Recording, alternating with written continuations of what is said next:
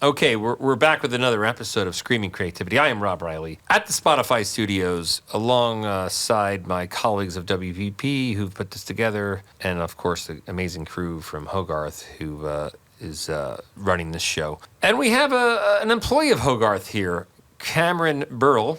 I think I got that right. He'll You nailed correct it. me if I didn't get that right. He is, I don't want to say a young talent, but if you see Cameron, if you're not watching this, if you're just listening, he's an actor, producer, content creator, currently working for one of the largest production companies in the world, Hogarth. Join me in welcoming Cameron Lee Burrill. There it is. It's all about the middle name. Yeah, it is. I went on your website, which I was amazed you had a website. That's kind of cool. And, you're an actor, you're a producer, you're a content creator. And I believe you once started a band called Cool Pants. Is that true? Oh, man, you went deep into the website. Alex is such an amazing producer. I don't know where she is. She's probably producing the next amazing person we're going to have on. But she finds all these things. So if you've got some deep, dark secrets, we will find them. I mean, that's one of them. Let's talk about you, where you're from, your background, and why you have so many titles under your name here. Yeah, I mean, I grew up in California, originally from the Oakland, Berkeley area. And I grew up, both my parents work in IT, both work in insurance.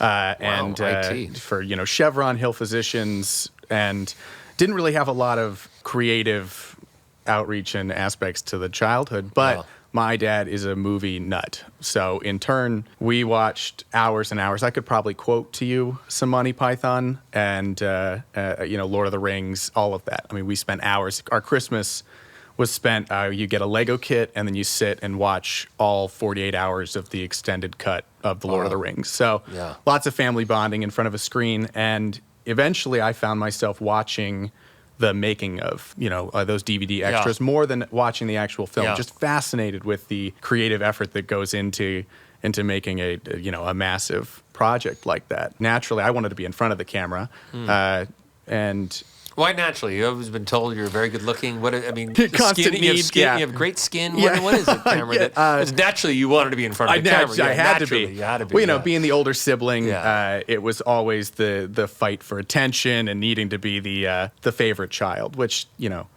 between you and me, I still am. Yeah. Sorry, Carson. And so, unbeknownst to my parents, I had a mentor at home, and he was like, I think you should really go for this. If you really want to do it, here are the resources. Here's some dance classes that you can get involved in. Here's a summer camp that you can go to. And my mom pushed me a little bit, and she was like, yeah, just go do this. And of course, mom's always right. Absolutely fell in love with the stage and really with tap dancing. Tap dancing, wow. Yeah. This is why this podcast is fun, because you learn about your employees and what they do. Tap dancing, not the most popular activity amongst high school people, but I think the last tap dance person I know is Gregory Hines, famous tap dancer. So it's not a lost art, but not an art that people actually do as much. It's just so practical. I mean, when you're in a meeting, how often could you use a tap dancing? The metaphor of, hey, we're tap dancing. Why? Let's unpack that metaphor. Why is it called tap dancing, that metaphor? Why do we say, hey, we got to tap dance around it? It follows kind of a dark history, but it really is based in drum beats and discovering rhythms and finding the tap to make the music stay on pace. I mean, originally it was if you didn't have a drum, people would, attach things to their feet just to keep a beat while music was continuing. Wow. But now it's become a total art form. It had its real sort of high time during Singing in the Rain and Gene Kelly, who's a hero of mine. And it can still be seen on Broadway and stuff, but it's certainly less practical and less mainstream than it used to be. Are you trying to bring it back? You're an actor. Are you trying to bring tap dance Listen, if you ever see tap dancing in a television commercial or on social media, I hope that I had a hand in bringing that back. You're like, hey, we need someone who can step in. Oh, wait, that's me. I can jump in there. I can do that. Yeah. Well, when we were looking around for, people that are young and part of WPP, and again, it's for those people listening that either work for us or who might consider working for us, those who are following Spotify and looking for things to listen to, like why this is such a great business to be in. Yeah. and you're pursuing multiple passions. You like being behind the camera and producing things, but so like you still have a desire to be in front of the camera, be an actor. And most people feel like, hey, I joined a company, I can't pursue those other things. But like, so Right. for you, was this a field you wanted to be in because one, you can keep learning sort of more things you're passionate about, but also like have some of the freedom to follow your dreams and when it comes to acting and dancing? It's a complicated answer. I mean, I was fully pursuing it. I got a BFA in musical theater. I went to a place called the Hart School, which is in Hartford, Connecticut, and was really pursuing my passion, working professionally at professional theaters, touring. And then, my junior year, COVID hit, and it was a complete stop. It was kind of tough being told that, like, your art might not exist at the other side of this thing. And I ended up pitching that we should just write an original musical that we can film during COVID. I'll figure out the budgets and the casting, but I think we still need to do something. It's our senior year. We're all going to go into this sort of oblivion of this business at the time. And I fell in love with the process. I fell in love with everything from the numbers to the creative meetings, to the production, to the post. That was my first introduction to learning how to edit and use those softwares. And at the end of it, I had a heart-to-heart with my mom, and I was like, Mom, I feel like I almost have to apologize to you. I've really been pursuing this. We've spent a lot of money getting me into school, and I think I want to change what I want to do. I would really like to be a producer. I'd like to make my creative ideas happen rather than be a tool in someone else's creative idea as an actor. And I thank God my parents were so supportive. I ended up going to grad school in Chicago at Northwestern and getting this sort of creative MBA, and then ended up here at Hogarth, where they really do nurture. I mean, they've been so great to let me be a content creator, let me produce smaller projects, as well as let me get in front of the camera. I've been a hand model many times for some Modelo cans, so certainly getting a lot of opportunity. Yeah. Well, you work for a great company. You work for Dave Rolfe, and Jonathan Jerris is here and part of this podcast. But, when I was looking for someone, who do we put on the podcast that is young and like great and has great ambitions and has an interesting background, you immediately came up. And so that's a testament to you as a young employee in this business, but also, to Dave and to Jonathan for recognizing the talent we have inside Hogarth. Yeah. And for those listening, the business is so exciting to be a part of now. I think creativity is the number one asset in the world, and Hogarth is at the center of things like AI and taking data and putting it into production and, performance marketing, all of those things that are part of, the modern marketing world for brands. But what's the part of Hogarth that people might not know that you love? I mean, for me personally, it's the access that Hogarth gives. Just me being here doing this podcast. No one will see this. No, this is just for great. test. Just to see how you do well on That's camera. great. I figured this is a screen was... test. I'm making a movie. It's called Tap or Tap Out. A tap or tap out. Yeah. Oh man. made that up. Well, thank God then. Yeah. Then I'm definitely in the right place. Yeah. But I entered the company as a production assistant and office assistant, and immediately was kind of given opportunities, getting thrown into the fire, and opportunities to meet people like JJ and Dave Rolfe. And I think that because it's part of such a large organization, people might think that it's a much more of a linear company. But being inside of it, I don't think that could be further from the truth. I touched every department, everything from opening POs with finance to sitting in creative meetings with DERS and working on Jameson briefs.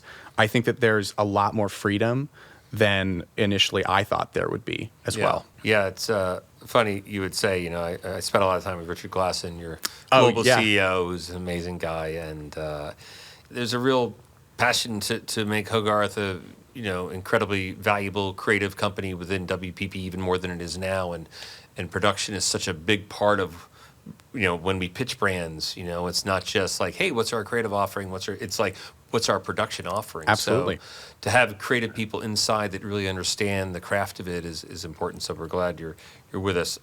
So you talked about this play you put on, this musical you put on during COVID, which is an amazing accomplishment. Led you sort of to pivot to this business. Absolutely. But so what would you say your best creative achievement is so far in your young career? So I have another company with two other partners that What is with all these young people and these companies? I swear to God, I was doing nothing. I was just barely making my rent, trying not to get fired in my first job. So I love this. So I've got this other company where we actually we make respirators and for gerbils. Yeah, exactly. It's Gerbils exclusively we work with, making All content kinds for of the Gerbil brand is where Yeah. we really want to build it up. Production services company, making an independent film is really a tough thing. So I have two partners, both went to film school out in Chicago, and we look to just take that initial load off of new producers, as far as insurance goes and creating production schedules. Our latest project is called The Bad Guy. It's a team. They wrote a script about a previously incarcerated person coming into this world. And what does that really look like? It's based in LA. And so we are their production management company. We are just making sure that they stay funded. And of course, with the strikes going on, things have, just gotten a little complicated. It's really validating, I think, to help people, just like myself, young people who want to create a diverse and creative atmosphere, but also in independent film where you can keep your creative control. Like me and my two partners, we're all in our early 20s. Like we don't feel as though we have any stake in a lot of these projects, but it's nice and creatively validating to help them throughout this process. It's a lot of numbers and a lot of tedious work, and anything I can do to help someone else see their idea is great. Yeah, and I'm sure JJ and Dave, know you're doing this. It's only going to make you better at doing this job too. So it's not like you're off, making a T-shirt company, which we would probably support anyway. But you are doing something, just putting in more time, and learning and trying to help people. And again, like that's got to be a goal of all of ours. Is how Absolutely. we continue to help people succeed. So let's get into some of the reasons. You love creativity and you love filmmaking and musicals. Like, who are some of your heroes, your favorite directors, and your favorite, playwrights or musical? What are they? Are playwrights also do musicals? Or you've got to musical rights. You've got to have a book. Yeah, there's lines in between those songs. Sometimes. I love plays. Not a big musical fan. Oh yeah. But anyway. But what's some of your favorites? What inspired you when you were young? You're like, oh my God, I've got. Yeah. You talk about some of your heroes, Gene Kelly. Gene Kelly is an obvious one. Seeing a production of a musical called Next to Normal was a huge thing. It's a smaller show, but it's a lot of rock music and really internal. There's only about 6 characters. Because up until then, musicals, they were these massive spectacles. And, they are silly. Some musicals can impact a lot of real emotion, but, musicals are kind of meant to be on a little bit of the abstract, absurd side. You're breaking out into song and tap dancing. It does. I wish we had a tap dancing surface here.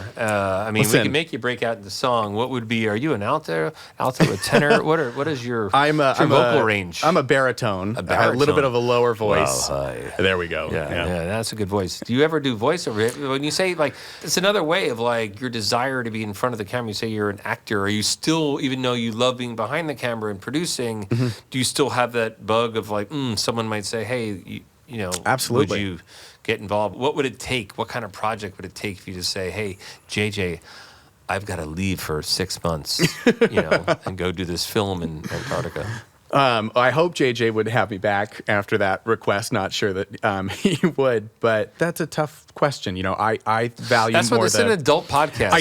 I know. Softballs. Where the softball? Yeah. It's like. I think it's more about who is going to ask me to take my time. It's what I've learned in my short time in corporate America is that it's a lot about trusting the person that you're going to give the work to. If someone I really appreciated and valued asked me to come and be a part of their project, without a question, I don't need to be paid. I really like this person. I like their view. Absolutely, I'll come sing on a demo reel or. I have done some voiceover work recently on Scratch for different smaller brands, and it's more about those personal relationships because you never know where they're going to end up. Well, you don't. So many editors, in advertising have gone on to do voiceover careers because they put the Scratch on exactly. And it's the client hears it and we hear it. You get so used to it, and sometimes you put a famous music on the cut also, and you kind of screw yourself over. Well, at least we can keep the editor's voice, and they've end up being. So I do think it's something, and people are always saying to me, you should do voiceovers. I'm like, then I get in the booth and I get so nervous and I'm Well, you got a terrible. great voice for what it's worth. I got a face for radio. Prison? What'd you say? Voice for prison? Voice for prison. That was Jonathan coming from the sidelines. Voice for prison I've got as a supportive group. We're really trying to get more diverse, voices into our world and WPP's world. And do you feel like we're doing enough? How do we attract more and more talent that wouldn't necessarily think we're, coming from the theater background, like you've certainly been around people with so many different kinds of views and perspectives on the world, and that's what we're looking for. Like, how do we get them into this business? Yeah, I mean that is a big question, especially I'm a white guy. It's hard for me to speak on that. I've got all the advantages in front of me. Yeah. But I just think being a bit more liberal with opportunity. A lot of these creators just need a lifting off point to show that they are capable, because there are just so many capable people. Yeah.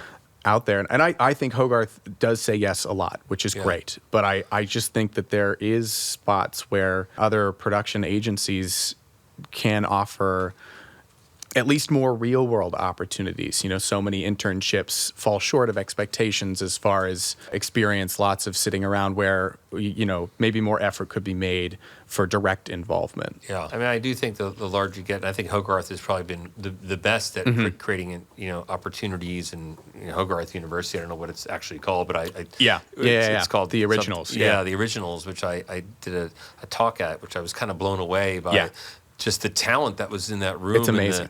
And maybe we just need to be better at nurturing some of that talent and giving those opportunities, like you said. So Absolutely. my goal is, how do I make the work as interesting as possible for our clients? And it certainly is having different perspectives, whether we acquire companies, invest in programs like the Originals to bring more and more talent in, which is great.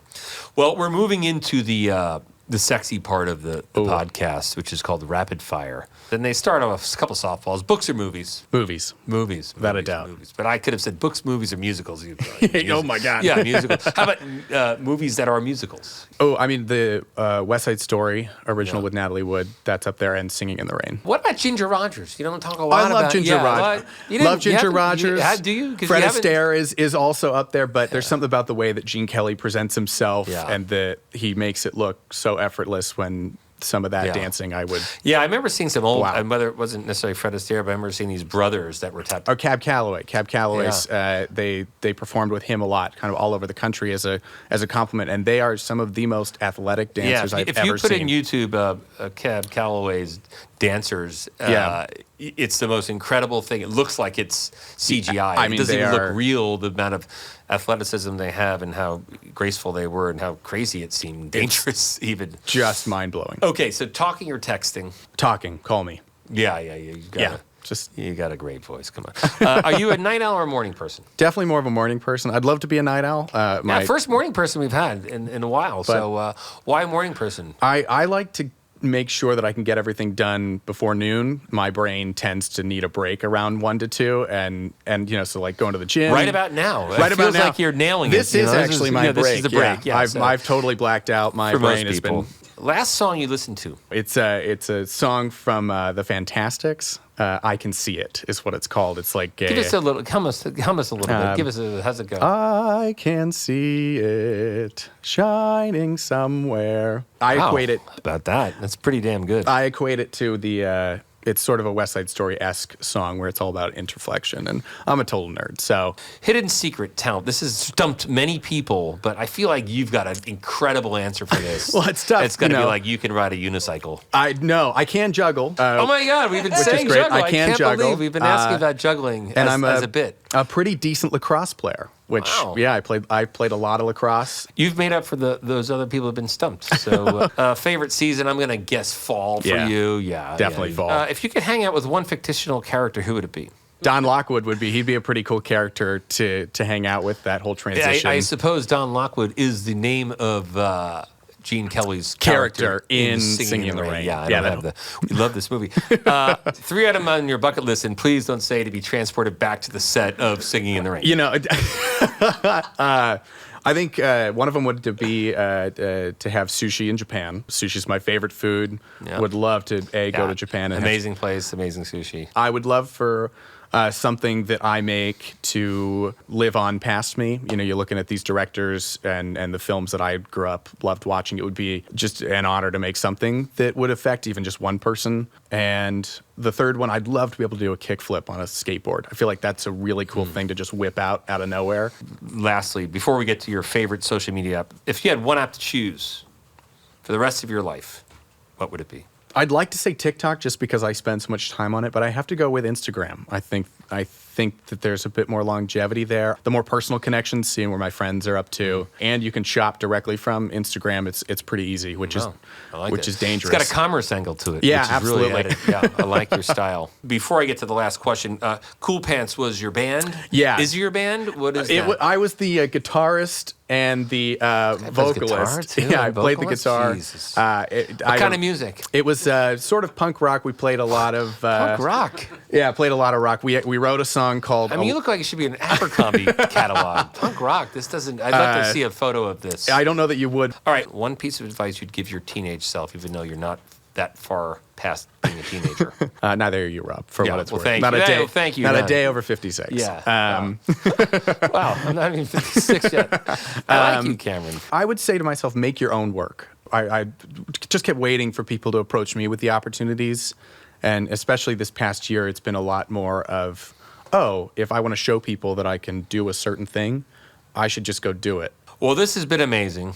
I'm headed to a presentation, actually. Got to go do the work fun. now. So, what's that like? Thanks for having. Yeah, well, it's going to be great. I think we worked hard on it, so I think it's going to be great. Well, thanks for coming, and nice to meet you. Nice to meet you too, Rob. Keep doing awesome things for us. Appreciate it. Thank you. Thanks for having me. Screaming Creativity is produced by WPP and Hogarth and edited by Rob C. Ward at BCW.